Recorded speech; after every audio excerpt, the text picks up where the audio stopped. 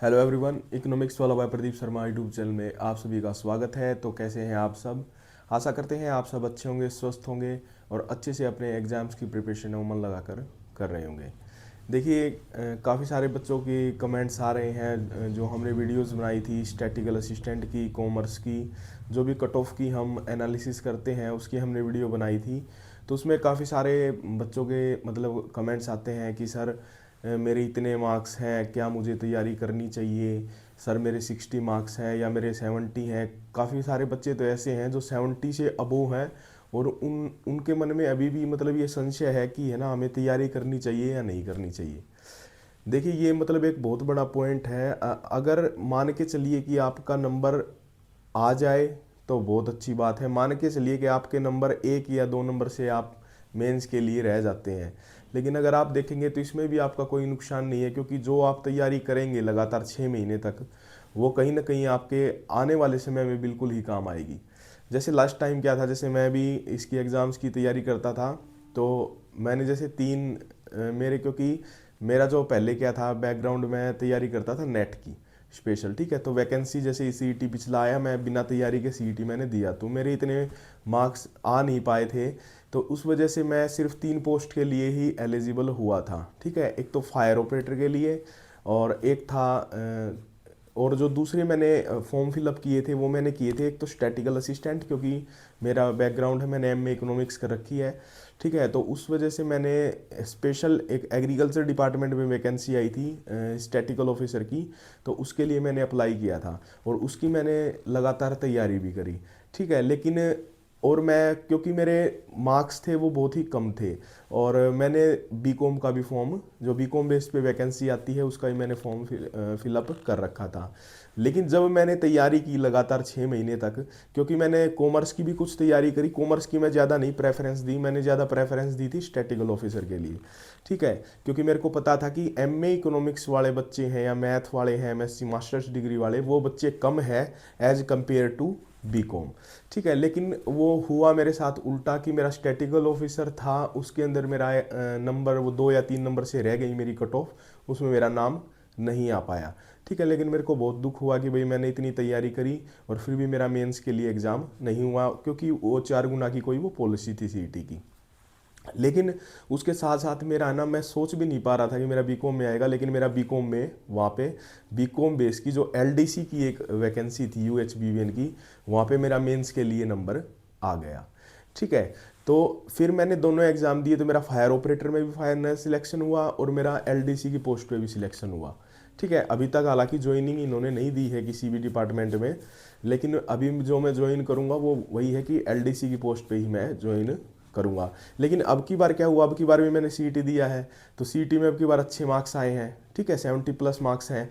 तो अब की बार देखिए, जो मैंने पिछली बार जो तैयारी करी थी स्टैटिकल असिस्टेंट की, और अब मैं सोच रहा हूँ कि वो मैं तैयारी जो मैंने करी है मैं आपके साथ भी शेयर करूँ अपने यूट्यूब चैनल पे, ताकि काफ़ी सारे जो बच्चे हैं उनको भी ये वीडियो फ्री में उपलब्ध हो सके। क्योंकि इसका कोई स्पेशल कोर्स चल नहीं रहा है, चल रहा है तो वैसे ही बस पैसे ऐंठने के चक्कर में कोर्स चला रखे हैं, वहाँ पे मटेरियल मिल रहा है नहीं मिल रहा है उस बात का नहीं पता, ठीक है। तो काफ़ी सारे बच्चे बोल भी रहे हैं कि सर आप पेड कोर्स कराएंगे, ये कराएंगे। कुछ पेड कोर्स नहीं कराऊंगा मैं। मेरा मेन मोटिव यही है कि मैं, काफ़ी सारे बच्चे यहाँ पे पहले ट्यूशन भी कराता था इकोनॉमिक्स का, तो मैंने किसी से आज तक फीस ली नहीं, ठीक है। और जो गरीब बच्चे हैं स्पेशली उनसे मैंने कभी फीस नहीं ली।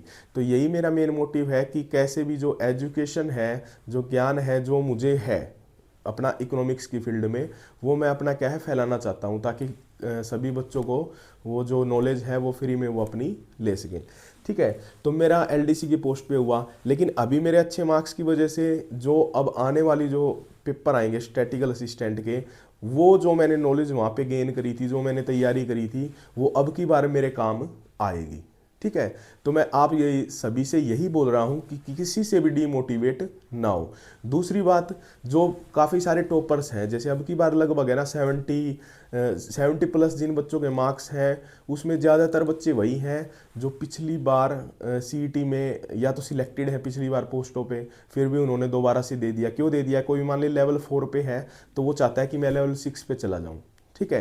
तो इसका मतलब जो लेवल 4 की वैकेंसीज आएंगी उनमें वो कॉम्पिटिशन नहीं होगा उन बच्चों का, वो वहाँ पे फाइट करेंगे ही नहीं, क्योंकि एचएसएससी ने पॉलिसी बना रखी है कि जो ऑलरेडी जिस लेवल पे सिलेक्ट है, जैसे लेवल 4 है, क्लर्क की है, ठीक है, उस पोस्ट पे सिलेक्ट है, तो वो लेवल 4 से या लेवल 4 के बराबर की पोस्ट पे अप्लाई नहीं करेगा, वो लेवल 6 में ही अप्लाई कर सकता है। ठीक है, ये अब की बार एचएसएससी की पॉलिसी में दिया है।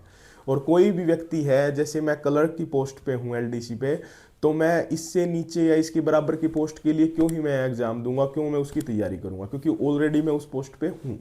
तो यही बात है कि ज़्यादातर जो बच्चे हैं वो ऑलरेडी सिलेक्टेड हैं, और वही ज़्यादातर क्या है, टॉपर हैं। ठीक है, क्योंकि वो कई सालों से लगातार उनकी मेहनत है, उनकी मेहनत की वजह से ही इतने उनके नंबर यहाँ पे आए हैं। ठीक है, दूसरी बात, डीमोटिवेट वो बच्चे भी ज़्यादा करते हैं जिन बच्चों के मार्क्स बहुत ही कम है। मान के चलिए जनरल कैटेगरी का बच्चा है जिसके 50, 51, 52 नंबर हैं, वो है ना डीमोटिवेट करेगा सभी बच्चों को। या डीमोटिवेट वो बच्चे भी कर सकते हैं, जैसे जिस बच्चे के 65 नंबर है वो सोचेगा डीमोटिवेट कर करके और कोई फॉर्म फिल ही ना करे तो मेरा नाम ही आ जाए। तो किसी से भी डीमोटिवेट नहीं होना, चाहे आपके जितने भी नंबर हैं। देखिए, मैंने एक स्पेशल वीडियो इसीलिए लेके आया हूँ ताकि जो बच्चों के मन में जो संशय बना हुआ है कि मुझे एग्ज़ाम की तैयारी करनी चाहिए या नहीं करनी चाहिए, पहली बात तो आप किसी भी एग्ज़ाम की जब तैयारी करते हैं तो आपकी जो नॉलेज है वो हमेशा बढ़ती है।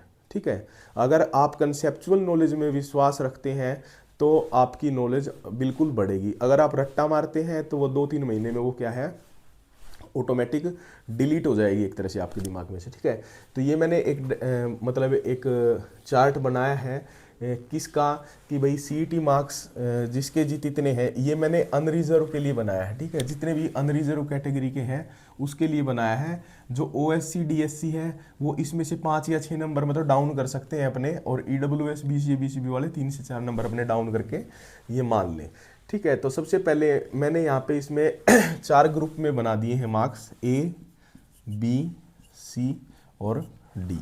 देखिए, जो ग्रुप बना दिया मैंने ये खुद ही, जो ग्रुप ए है उस ग्रुप में मैंने बांटे हैं वो बच्चे जिन बच्चों के मार्क्स 50 से 60 के बीच हैं। ठीक है, जिन बच्चों के 50 से लेके 60 के बीच में नंबर हैं वो इन पोस्ट के लिए तैयारी कर सकते हैं। कौन कौन सी पोस्ट, जैसे कि हरियाणा पुलिस। ठीक है, देखिए हरियाणा पुलिस के लिए मैंने आपको बता ही रखा है कि 12th पास होना चाहिए, जो पीएमटी के स्टैंडर्ड्स हैं वो उसके फुलफिल होने चाहिए, मतलब जो हाइट वगैरह के हैं, चेस्ट के हैं, वेट का मेजरमेंट है, वो सभी अगर आप फुलफिल करते हो, एज क्राइटेरिया है, अगर आप वो फुलफिल करते हो तो आप हरियाणा पुलिस के लिए एलिजिबल होंगे, यदि आपके 50 से 60 के बीच में मार्क्स हैं तो।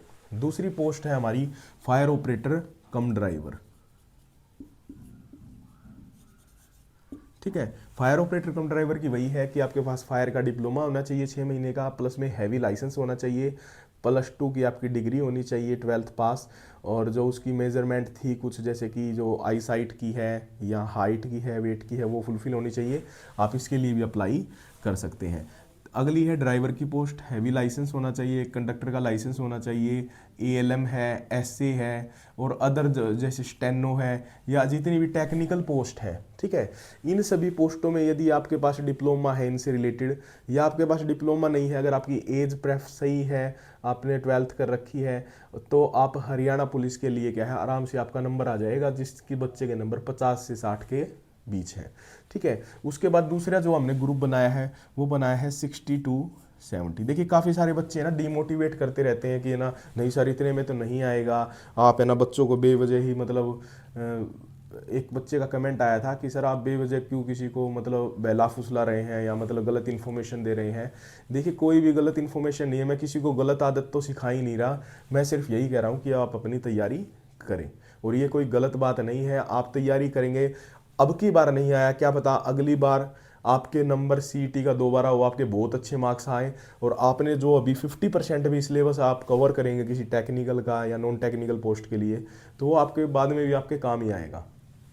ठीक है, तो जो भी नेगेटिव बच्चे हैं उनसे बचें, उनके कमेंट्स से बचें, और अपनी जो तैयारी है वो स्टार्ट कर दें आज से ही। ठीक है, इसके बाद देखिए 60 से 70 नंबर किन बच्चों के हैं।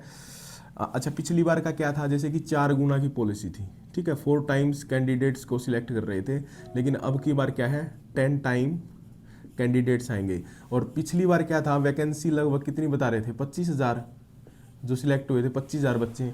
अब की बार भी बहुत सारी वैकेंसी आएंगी, ठीक है, इससे प्लस में ही वैकेंसी आएंगी। बच्चे बोल रहे हैं ना कोई वैकेंसी नहीं आने वाली, ये नहीं आएगा, वो नहीं आएगा, ऐसा नहीं है। नेगेटिविटी से बचे, वैकेंसी है वो गवर्नमेंट फुल निकालेगी, और बड़ी ईमानदारी के साथ जो गवर्नमेंट है, बीजेपी गवर्नमेंट, वो सिलेक्शन दे रही है बच्चों का। किसी का पैसा नहीं लग रहा, कोई इंटरव्यू नहीं, कुछ नहीं, सिर्फ मेरिट बेस पे आपका सिलेक्शन हो रहा है, ठीक है। और जो गरीब से गरीब बच्चे हैं, जो इंटेलिजेंट थे, वो बच्चे अपनी सिलेक्शन ले रहे हैं, ठीक है। दूसरी बात करते हैं हम ग्रुप नंबर बी की, 60 से 70 नंबर। तो जिन बच्चों के 60 से 70 नंबर हैं, उनका नंबर है वो क्लर्क की तैयारी कर सकते हैं। क्लर्क की, ग्राम सचिव, ये टेक्निकल पोस्ट है, जूनियर इंजीनियर, ठीक है। कॉमर्स ग्रुप वाले, भाई जिन बच्चों के है ना अनरिजर्व के अंदर 60 प्लस नंबर है, 60 से 70 के बीच हैं, वो अपना कॉमर्स ग्रुप की तैयारी करें। इसकी भी मैंने स्पेशल वीडियो बना रखी है। OSC DSC वाले 5 से 6 नंबर घटा लें, EWS BCA BCB वाले 3 से 4 नंबर घटा लें, आराम से आ जाएगा, ठीक है। स्टैटिकल असिस्टेंट वालों का भी नंबर इसके अंदर आ जाएगा, फायर ऑफिसर, सब फायर ऑफिसर, ठीक है। तो कॉमर्स ग्रुप में भी आपका जैसे क्या है, LDC हो गया, UDC है, अकाउंटेंट है, जूनियर ऑडिटर है। देखिए LDC की पिछली बार है ना 56 पे गई थी, EWS की तो EWS की थी, और उसकी मेरे हिसाब से 62-63 पे गई होगी LDC की, ठीक है। तो वो पोस्ट के ऊपर भी डिपेंड करता है भाई कितनी पोस्ट आती हैं। पोस्ट आएंगी, जैसे LDC की है ना, पिछली बार EWS का एग्जांपल दे सकता हूँ मैं। EWS की 102 पोस्ट थी, ठीक है। तो कितने बच्चे उठाए थे, 4 गुना मान के चलिए, 408। 408 बच्चे इन्होंने उठाए थे। तो 408 बच्चे उठाने के बाद भी जो कट ऑफ गई थी वो 56 पॉइंट कुछ पॉइंट के ऊपर गई थी।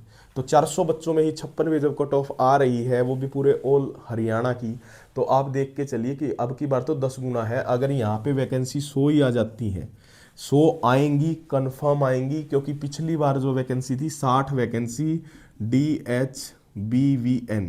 DHBVN दक्षिण हरियाणा बिजली वितरण निगम, इस पे कोई केस चला हुआ था, इस वजह से ये है, इनके ऊपर इन्होंने विड्रॉल कर ली थी, इसकी रिक्रूटमेंट HSSC ने निकाली ही नहीं, ठीक है। तो 60 वैकेंसी तो ये यूं की यूं पड़ी है, प्लस में काफ़ी सारे रिटायरमेंट भी हुए हैं। UHBVN में भी अभी पोस्ट आएंगी, तो 100 प्लस वो पोस्ट तो इसके अंदर आएंगी ही आएंगी, और 10 गुना का मतलब 1000 बच्चे हो गए, ठीक है। तो इसकी कट ऑफ है वो डाउन जाएगी आराम से। अच्छा, जो C ग्रुप बनाया हमने, उसके अंदर देखिए कितनी, 70 से 80 नंबर वाले, भाई 70 से 80 नंबर वाले में देखो फूड सप्लाई ऑफिसर कितनी अच्छी पोस्ट है, पटवारी, लैंड पटवारी, कैनाल पटवारी हो गया, Haryana police SI, auditor, inspector जो कोऑपरेटिव सोसाइटीज़ हैं, ठीक है, AFSO, assistant food supply officer, ASP jailer, ठीक है, बहुत ही अच्छी पोस्ट है, एक्साइज इंस्पेक्टर, बहुत अच्छी पोस्ट है, तो या इनकम टैक्स इंस्पेक्टर, ये सारी जितनी भी अच्छी अच्छी पोस्टें हैं, 70 से 80 वालों का आराम से नंबर आ जाएगा इसके अंदर। डीमोटिवेट ना हो किसी से भी, जिसके भी जितने नंबर हैं वो तैयारी अपनी स्टार्ट कर दे भाई। मतलब जिस बच्चे के 60 से ऊपर नंबर है ना, वो तो कॉमन की तैयारी स्टार्ट कर दे, चाहे उसका 10 पोस्ट पे नाम आए, चाहे उसका क्लर्क 1 पोस्ट पे नाम आए, उसको तो तैयारी करनी ही है। क्योंकि जितनी भी पोस्ट हैं आपकी, food supply officer, patwari, Haryana police SI, auditor, inspector, AFSO, ASP, excise inspector, clerk, ग्राम सचिव, ये जितनी भी पोस्ट है ना, इनका एक ही एग्जाम होता है कॉमन, ठीक है। तो अपना इसके हिसाब से अपनी तैयारी करें। जिन बच्चों के 60 प्लस नंबर हैं वो तो इन पोस्ट की तैयारी स्टार्ट कर दें, और जो भाई 80 से अबो हैं उनका तो भाई सभी पोस्ट पे नाम आएगा, जो भी उनकी एज पर द क्वालिफिकेशन, जो भी उनकी क्वालिफिकेशन है उसमें जहाँ जहाँ वो एलिजिबल हो गए, उनका हर पोस्ट पे नाम आ जाएगा 80 प्लस वालों का, ठीक है। और ये जो बोल रहे हैं कि भाई 90 वाले इतने हैं, कुछ नहीं है, 90 वाले हो सकते हैं भाई, 50 बच्चे हों, 60 बच्चे हों, या मैक्सिमम 100, तो मेरे हिसाब से 90 प्लस वाले मिलेंगे नहीं, 50-60 बच्चे तो मिल जाएंगे जिन्होंने प्रॉपर तैयारी करी, बहुत मेहनत करी, और उनको रिजल्ट मिल गया है, ठीक है। तो ये मैंने एक चार्ट बनाया था, इसके हिसाब से आप देख लीजिए आप कहाँ पे कितने आपके नंबर हैं, उस हिसाब से अपनी जो तैयारी है वो स्टार्ट कर दें। आपने CET में भी अपनी तैयारी करी थी, तैयारी करके आपने एग्ज़ाम दिया, उसका आपको रिजल्ट मिल चुका है, ठीक है। अपने नंबरों के हिसाब से आप किस ग्रुप में लाई करते हैं वो अपना देख के उसकी तैयारी स्टार्ट कर दें, ठीक है। डिमोटिवेट किसी से भी ना हो, मैं तो यही कह रहा हूँ, क्योंकि पढ़ाई करने से कभी किसी का नुकसान नहीं होता, ठीक है। आप चाहे कॉमन ग्रुप की करें या किसी टेक्निकल पोस्ट के लिए करें, आपका वो हमेशा क्या है, फ़ायदा ही होगा, उससे कोई नुकसान होने वाला नहीं है। अगर आप वीडियोस देख देख के कि कितनी कट ऑफ जाएगी, कितनी कट ऑफ, एक आदमी, एक स्टूडेंट, एक कैंडिडेट मान के चलिए 100 वीडियो देख रहा है, तो वो बहुत अपना टाइम वेस्ट कर रहा है कि बार बार, क्योंकि हर एक चैनल वाला है ना अलग अलग कट ऑफ बनाएगा। ठीक है। कोई ऐसा बच्चा, ऐसा भी होगा क्या टीचर जो 70+ वालों को ही बोलेगा नंबर आएगा, कुछ ऐसे भी होंगे जो बोल देंगे भाई बिल्कुल क्वालिफाई पे आ जाएगा। ठीक है। तो आप अपनी है ना तैयारी करें। हाँ, क्वालिफाई वाले हरियाणा पुलिस में आ सकता है, क्योंकि इसमें क्या है 10 गुना तो पेपर में बिठाएंगे, प्लस में पहले पीएमटी लेंगे, तो पीएमटी में आराम से नंबर आ जाएगा। उसका तो पता नहीं भाई कितने नंबर पे आए, वो डिपेंड करता है उनको कैंडिडेट्स उतने मिलते हैं या नहीं मिलते। ठीक है। तो बात यही है कि आप अपनी तैयारी स्टार्ट कर दें और अपनी मन लगा कर तैयारी करें। ठीक है। स्टैटिकल असिस्टेंट की क्लासेस हैं वो जल्द ही हमारे चैनल पे मैं स्टार्ट करवाने वाला हूँ। ठीक है। इसका सिलेबस हम 4 से 5 महीने में आराम से क्लियर कर लेंगे स्टैटिकल असिस्टेंट का। कॉमर्स ग्रुप का देखिए सिलेबस है वो बहुत ज़्यादा है। कॉमर्स ग्रुप में मैंने इकोनॉमिक्स की क्लासेस करवा रखी हैं, वो आप पढ़ सकते हैं मेरे चैनल से। कॉमर्स ग्रुप का तो ऐसा नहीं है कि मैं सिलेबस अकेला ही करवा पाऊँगा, क्योंकि मैं ना तो मेरा कोई इंस्टीट्यूट है, ना मेरा कोई भाई पूरा वो है कि मैंने ग्रुप बना रखा है टीचर्स का, नहीं। मैं भी अपना स्टार्टिंग कर रहा हूँ जस्ट, लेकिन मेरा मोटिव यही रहेगा कि मैं आगे फ्यूचर में भी, चाहे मेरा चैनल कितना भी ग्रो करे, मैं जितनी भी तैयारी करा सकूँ वो बिल्कुल फ्री क्लासेस रहेंगी आपकी यूट्यूब के ऊपर। कोई कोर्सेज वगैरह मैं लॉन्च करने का मेरा अभी फ्यूचर में कभी भी मन नहीं बनेगा। ठीक है। तो आप अपनी मन लगा कर तैयारी करें। स्टैटिकल असिस्टेंट की बिल्कुल फ्री में तैयारी करवाई जाएगी आपकी। हरियाणा इकोनॉमी होगी, चाहे वो डेवलपमेंट इकोनॉमिक्स होगी, चाहे वो अपना मैथ है, इकोनॉमिक कंसेप्ट है। ठीक है। वो जितना भी स्टैटिकल का जो पोर्शन है वो सभी आपका हम अपने इसी चैनल पे करवाएंगे, बिल्कुल फ्री क्लासेस। ठीक है। तो अपनी तैयारी है वो मन लगा कर करें। देखिए आपका ये फाइनल एक मौका समझे, कभी भी 2 ऑप्शन ना रखें ज़िंदगी के अंदर, एक ही रखें, वही एक ही मेरा टारगेट है कि मेरे को ये करके ही दिखाना है। ठीक है। तो तभी आप अपनी गवर्नमेंट जॉब ले पाएंगे, क्योंकि देखिए 10 गुना, पिछली बार कंपटीशन 4 गुना था, 4 गुना में अगर आपका नाम आ रहा है ना, तो भाई 50% प्लस चांस है कि आपका नंबर आ जाएगा, क्योंकि बार बार मल्टीपल टाइम भी सिलेक्शन था।